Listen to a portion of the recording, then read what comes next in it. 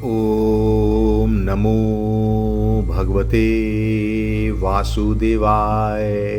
श्रीमद् भागवत महात्म्य चौथा अध्याय गोकर्ण उपाख्यान प्रारंभ। सूत जी कहते हैं, मुनिवर उस समय अपने भक्तों के चित्त में अलौकिक भक्ति का प्रादुर्भाव हुआ देख भक्त वत्सल श्री भगवान अपना धाम छोड़कर वहां पधारे।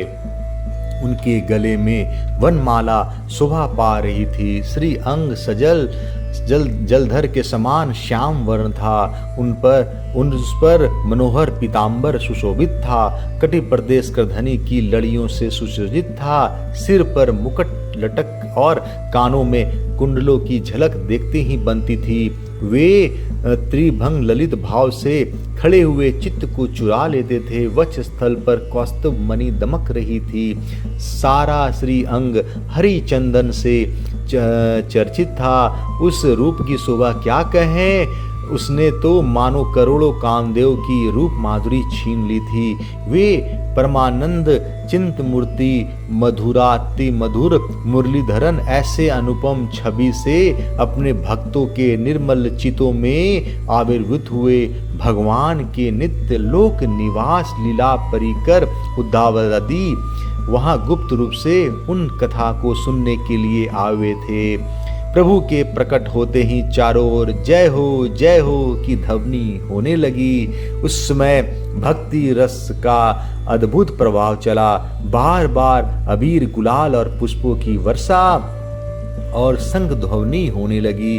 उस सभा में जो लोग बैठे थे उन्हें अपने देह गे और आत्मा की भी कोई सुधि न रही।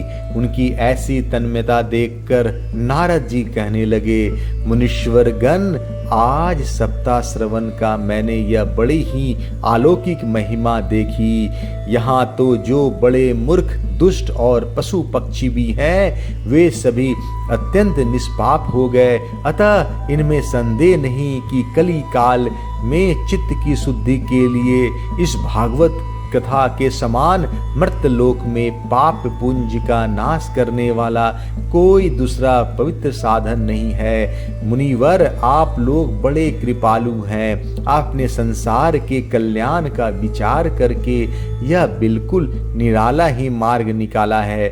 आप कृपया यह तो बताइए कि इस कथा रूप सप्ताह यज्ञ के द्वारा संसार में कौन कौन लोग पवित्र हो जाते हैं। सनकादि ने कहा, जो लोग सदा तरह तरह के पाप किया करते हैं, निरंतर दुराचार में ही तत्पर रहते हैं और उल्टे मार्गों से चलते हैं, तथा जो क्रोधाग्नि से जलते रहने वाले कुटिल और काम परायण हैं, वे सभी इस कलयुग में सप्ताह यज्ञ से पवित्र हो जाते हैं। जो सत्य से च्युत, माता पिता की निंदा करने वाले, तृष्णा के मारे व्याकुल, आश्रम धर्म से रहित, दंभी, दूसरे की उन्नति देखकर कुढ़ने वाले और दूसरे को दुख देने वाले, वो भी कलयुग में सप्ताह यज्ञ से पवित्र हो जाते हैं। मदिरा पान, ब्रह्म हत्या, स्वर्ण की चोरी, गृह स्त्री गमन और विश्वासघात, ये 5 महापाप करने वाले, छल छद्म परायण, क्रूर, पिशाचों के समान, निर्दयी, ब्राह्मणों के धन से पुष्ट होने वाले और व्याभिचारी, वे भी कलयुग में सप्ताह यज्ञ से पवित्र हो जाते हैं। जो दुष्ट आग्रह पूर्वक श्रद्धा मन, वाणी या शरीर से पाप करते रहते हैं, दूसरे के धन से ही पुष्ट होते हैं तथा मलिन मन और दुष्ट हृदय वाले हैं, वो भी कलयुग में सप्ताह यज्ञ से पवित्र हो जाते हैं। नारद जी, अब हम तुम्हें इस विषय में एक प्राचीन इतिहास सुनाते हैं। उनके सुनने से ही सब पाप नष्ट हो जाते हैं। पूर्व काल में तुंगभद्रा नदी के तट पर एक अनुपम नगर बसा हुआ था। वहां सभी वर्णों के लोग अपने अपने धर्मों का आचरण करते हुए सत्य और सत्य कर्मों में तत्पर रहते थे। उस नगर में समस्त वेदों का विशेषज्ञ और श्रौत समार्थ कर्मों में निपुण एक आत्मदेव नामक ब्राह्मण रहता था। वह साक्षात दूसरे सूर्य के समान तेजस्वी था। वह धनी होने पर भी भिक्षाजीवी था।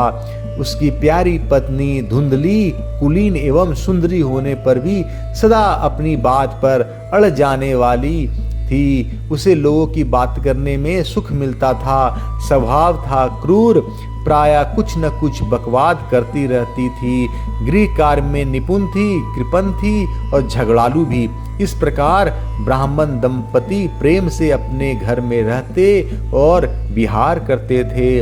उनके पास अर्थ और भोग विलास की सामग्री बहुत थी, घर द्वार भी सुंदर थे, परंतु उससे उन्हें सुख नहीं था। जब अवस्था बहुत ढल गई तब उन्होंने संतान के लिए तरह तरह के पुण्य कर्म आरंभ किए और वे दीन दुखियों को गौ, पृथ्वी, स्वर्ण और वस्त्र आदि दान करने लगे। इस प्रकार धर्म मार्ग में उन्होंने अपना आधा धन समाप्त कर दिया, तो भी उन्हें पुत्र या पुत्री किसी का भी मुख देखने को न मिला। इसलिए अब वह ब्राह्मण बहुत ही चिंतातुर रहने लगा। एक दिन वह ब्राह्मण देवता बहुत दुखी होकर घर से निकलकर वन को चल दिया। दोपहर के समय उसे प्यास लगी, इसलिए वह एक तालाब पर आया।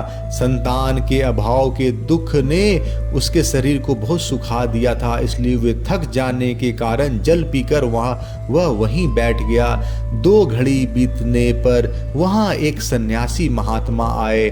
जब ब्राह्मण देवता ने देखा कि वे जल पी चुके हैं, तब वह उनके पास गया और चरणों में नमस्कार करने के बाद सामने खड़े होकर लंबी लंबी सांसें लेने लगे। सन्यासी बोले, कहो ब्राह्मण देवता, रोते क्यों हो? ऐसी तुम्हें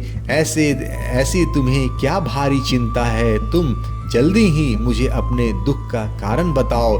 ब्राह्मण ने कहा, महाराज, मैं अपने पूर्व जन्म के पापों से संचित दुख का क्या वर्णन करूं। अब मेरे पितर मेरे द्वारा दी हुई जलांजलि का जल को अपने चिंता जनित सांसों से कुछ गर्म करके पीते हैं। देवता और ब्राह्मण मेरा दिया हुआ प्रसन्न मन से स्वीकार नहीं करते। संतान के लिए मैं इतना दुखी हो गया हूँ कि मुझे सब सुना ही सुना दिखाई देता है। मैं प्राण त्यागने के लिए यहाँ आया हूँ। संतानहीन जीवन को धिक्कार है, संतानहीन गृह को धिक्कार है, संतानहीन धन को धिक्कार है और संतानहीन कुल को धिक्कार है। मैं जिस गाय को पालता हूँ वो भी सर्वथा बांझ हो जाता है। जो पेड़ लगाता हूँ उस पर भी फल फूल नहीं लगते। मेरे घर में जो फल आता है वो भी बहुत जल्दी सड़ जाता है। जब मैं ऐसा अभागा और पुत्रहीन हूँ तो फिर इस जीवन को ही रखकर मुझे क्या करना है? यूं कहकर वह ब्राह्मण दुख से व्याकुल हो उन सन्यासी महात्मा के पास फूट फूट कर रोने लगा। तब उन यतिवर के हृदय में बड़ा करुणा उत्पन्न हुई। वे योगनिष्ठ थे। उन्होंने उसके ललाट की रेखाएं देखकर सारा वृतांत जान लिया और फिर से विस्तार पूर्वक कहने लगे। सन्यासी ने कहा, ब्राह्मण देवता, इस प्रजा प्राप्ति का मोह त्याग दो। कर्म की गति प्रबल है। विवेक का आश्रय लेकर संसार की वासना छोड़ दो। विप्रवर सुनो, मैंने इस समय तुम्हारा प्रारब्ध देखकर निश्चय किया है कि 7 जन्म तक तुम्हारे कोई संतान किसी प्रकार नहीं हो सकती। पूर्व काल में राजा सगर एवं अंग को संतान के कारण दुख भोगना पड़ा था। ब्राह्मण, अब तुम कुटुंब का आसरा छोड़ दो। संन्यास में ही सब प्रकार का सुख है। ब्राह्मण ने कहा, महात्मा जी, विवेक से मेरा क्या होगा? मुझे तो बलपूर्वक पुत्र दीजिए, नहीं तो मैं आपके सामने ही शोक मूर्छित होकर अपने प्राण त्यागता हूँ। जिसमें पुत्र स्त्री आदि का सुख नहीं है, ऐसा संन्यास तो सर्वथा नीरस ही है। लोक में सरस तो पुत्र पौत्रादि से भरा पूरा गृहस्थाश्रम ही है। ब्राह्मण का ऐसा आग्रह देखकर उन तपोधन ने कहा, विधाता के लेख को मिटाने का हठ करने से राजा चित्रकेतु को बड़ा कष्ट उठाना पड़ा था। इसलिए दैव जिसके उद्योग को कुचल देता है, उन पुरुष के समान उस पुरुष के समान तुम्हें भी पुत्र से सुख नहीं मिल सकता। तुमने तो बड़ा हट पकड़ रखा है और अर्थों के रूप में तुम मेरे सामने उपस्थित हो। ऐसी दिशा में मैं तुमसे क्या कहूँ। जब महात्मा जी ने देखा कि यह किसी प्रकार अपना आग्रह नहीं छोड़ता, तब उन्होंने उसे एक फल देकर कहा, इसे तुम अपनी पत्नी को खिला देना, इससे उसके एक पुत्र होगा। तुम्हारी स्त्री का 1 साल तक सत्य, शौच, दया, दान और एक समय एक ही अन्न खाने का नियम रखना चाहिए। यदि वह ऐसा करेगी तो बालक बहुत शुद्ध स्वभाव वाला होगा। यो कहकर वे योगीराज चले गए और ब्राह्मण अपने घर लौट आया। वहां आकर उसने वह फल अपने स्त्री के हाथ में दे दिया और स्वयं कहीं चला गया। उसकी स्त्री तो कुटिल स्वभाव की थी ही। वह रो रो कर अपनी एक सखी से कहने लगी, सखी मुझे तो बड़ी चिंता हो गई है, मैं तो यह फल नहीं खाऊंगी। फल खाने से गर्भ रहेगा और गर्भ से पेट बढ़ जाएगा, फिर कुछ खाया पिया जाएगा नहीं, इससे मेरी शक्ति छीन हो जाएगी। तब बता घर का धंधा कैसे होगा। और दैववश यदि कहीं गांव में डाकुओं का आक्रमण हो गया तो गर्भवती स्त्री कैसे भागेगी। यदि श्री सुखदेव जी की तरह यह गर्भ में भी पेट ही रह गया और तो इसे बाहर कैसे निकाला जाएगा। और कहीं प्रसव काल के समय यह टेढ़ा हो जाए तो फिर प्राणों से ही हाथ धोना पड़ेगा। यूं भी प्रसव के समय बड़ी भयंकर पीड़ा होती है। मैं सुकुमारी भला यह सब कैसे सह सकूंगी। मैं जब दुर्बल पड़ जाऊंगी तब नंद रानी आकर घर का सब माल मता समेट ले जाएंगी और मुझसे तो सत्य शौचादि नियमों का पालन होना भी कठिन ही जान पड़ता है। जो स्त्री बच्चा जनती है उसे उस बच्चे के लालन पालन में भी बड़ा कष्ट होता है। मेरे विचार से तो बंध्या या विधवा स्त्रियां ही सुखी है। मन में ऐसे ही तरह तरह के कुतर्क उठने से उसने वह फल नहीं खाया। जब उसके पति ने पूछा फल खा लिया, तब उसने कह दिया हाँ खा लिया। एक दिन उसकी बहन अपने आप ही उसके घर आई। तब उसने अपनी बहन को सारा वृतांत सुनाकर कहा कि मेरे मन में इसकी बड़ी चिंता है। मैंने इस दुख के कारण दिन दुबली हो रही हूँ। बहन मैं क्या करूँ। बहन ने कहा मेरे पेट में बच्चा है, प्रसव होने पर यह बालक मैं तुझे दे दूंगी। तब तक तू गर्भवती के समान घर में गुप्त रूप से सुख से रह। तू मेरे पति को कुछ धन दे देगी तो वे तुझे अपना बालक दे देंगे। हम ऐसे युक्ति करेंगे कि जिससे सब लोग यही कहे कि इसका बालक 6 महीने का होकर मर गया और मैं नित प्रति तेरे घर आकर उस बालक का पालन पोषण करती रहूंगी। तू इस समय उसकी जांच करने के लिए यह फल गौ को खिला दे। ब्राह्मणी ने स्त्री स्वभाव वश जो उसकी बहन ने कहा था वैसे ही सब किया। इसके पश्चात समयानुसार जब वह स्त्री का पुत्र हुआ तब उसके पिता ने चुपचाप लाकर उसे धुंधली को दे दिया और उसने आत्मदेव को सूचना दे दी कि मेरे सुखपूर्वक बालक हो गया है। इस प्रकार आत्मदेव के पुत्र हुआ। सुनकर सब लोगों को बड़ा आनंद हुआ। ब्राह्मण ने उसका जात कर्म संस्कार करके ब्राह्मणों को दान दिया और उसके द्वार पर गाना बजाना तथा अनेक प्रकार के मांगलिक कृत्य होने लगे। धुंधली ने अपने पति से कहा मेरे स्तनों में दूध ही नहीं है, फिर गौ आदि किसी अन्य जीव के दूध से मैं इस बालक का किस प्रकार पालन करूंगी। मेरे बहन की अभी बालक हुआ था, वो मर गया है, उसे बुलाकर अपने यहाँ रख ले तो वह आपके इस बच्चे का पालन पोषण कर लेगी। तब पुत्र की रक्षा के लिए आत्मदेव ने वैसा ही किया और माता धुंधली ने उस बालक का नाम धुंधकारी रखा। इसके बाद 3 महीने बीतने पर उस गौ के भी एक मनुष्य आकार का बच्चा हुआ। वह सर्वांग सुंदर, दिव्य, निर्मल तथा स्वर्ण सी कांति वाला था। उसे देखकर ब्राह्मण देवता को बड़ा आनंद हुआ। उसने स्वयं ही उसके सब संस्कार किए। इस समाचार से सब लोगों को भी बड़ा आश्चर्य हुआ कि वे बालक को देखने के लिए आए। तथा आपस में ही कहने लगे, देखो भाई, अब आत्मदेव का कैसा भाग्य उदय हुआ है। कैसा आश्चर्य की बात है कि गौ के भी ऐसे दिव्य रूप बालक उत्पन्न हुए हैं। दैव योग से इस गुप्त रहस्य का किसी को भी पता न लगा। आत्मदेव ने इस बालक के गौ से कान देकर उसका नाम गोकर्ण रखा। कुछ काल बीतने पर वे दोनों बालक जवान हो गए। उनमें गोकर्ण तो बड़ा पंडित और ज्ञानी हुआ, किंतु धुंधकारी बड़ा ही दुष्ट निकला।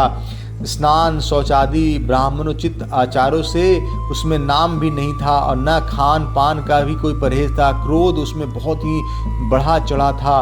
वह बुरी वस्तुओं का संग्रह किया करता था। मुर्दे के हाथ से छुआया हुआ अन्न भी खा लेता था। दूसरों की चोरी करना और सब लोगों से द्वेष बढ़ाना उसका स्वभाव बन गया था। छिपे छिपे वह दूसरों के घरों में आग लगा देता था। दूसरों के बालकों को खिलाने के लिए गोद में लेता और उन्हें चट कुएं में डाल देता। हिंसा का उसने व्यसन सा हो गया था। हर समय वह अस्त्र शस्त्र धारण किए रहता और बेचारे अंधे और दीन दुखियों को व्यर्थ तंग करता। चंडालों से उसका विशेष प्रेम था। बस हाथ में फंदा लिए कुत्तों की टोली के साथ शिकार की टोह में घूमता रहता। वेश्याओं के जाल में फंसकर उसने अपने पिता की सारी संपत्ति नष्ट कर दी। एक दिन माता पिता को मार पीट कर घर के सब बर्तन भांडे उठा ले गया। इस प्रकार जब सारी संपत्ति स्वाहा हो गई तब उसका कृपण पिता फूट फूट कर रोने लगा और बोला, इससे तो इसकी माँ का बांझ होना ही अच्छा था। कुपुत्र तो बड़ा ही दुखदाई होता है। अब मैं कहाँ रहूं, कहाँ जाऊं? मेरे इस संकट को कौन काटेगा? हाय, मेरे ऊपर तो बड़ी विपत्ति आ पड़ी है। इस दुख के कारण अवश्य मुझे एक दिन प्राण छोड़ने पड़ेंगे। उसी समय परम ज्ञानी गोकर्ण जी वहां आए और उन्होंने पिता को वैराग्य का उपदेश करते हुए बहुत समझाए हुए बोले, पिताजी, यह संसार असार है। यह अत्यंत दुख रूप और मुंह में डालने वाला है। पुत्र किसका, धन किसका? स्नेहवान पुरुष रात दिन दीपक के समान जलता रहता है। सुख न तो इंद्र को है और न चक्रवर्ती राजा को ही है। सुख तो केवल विरक्त एकांत जीवी मुनि को है। मुनि को यह मेरा पुत्र है, इस अज्ञान को छोड़ दीजिए। मोह से नरक की प्राप्ति होती है। यह शरीर तो नष्ट होगा ही, इसलिए सब कुछ छोड़कर वन में चले जाइए। गोकर्ण के वचन सुनकर आत्मदेव ने वन में जाने के लिए तैयार हो गए और उनसे कहने लगे, बेटा, वन में रहकर मुझे क्या करना चाहिए, यह मुझसे विस्तार पूर्वक कहो। मैं बड़ा मूर्ख हूँ। अब तक कर्मवश स्नेह पाश में बंधा हुआ अपंग की भांति इस घर रूप अंधेरे कुएं में पड़ा रहा हूँ। तुम बड़े दयालु हो, इससे मेरा उद्धार करो। गोकर्ण ने कहा, पिताजी, यह शरीर हड्डी मांस और रुधि का पिंड है। इसे आप मैं मानना छोड़ दें और स्त्री पुत्रादि को अपना कभी न माने। इस संसार को रात दिन क्षण भंगुर देखें। इसकी किसी भी वस्तु को स्थायी समझकर इसमें राग न करें। बस एकमात्र वैराग रस के रसिक होकर भगवान की भक्ति में लगे रहें।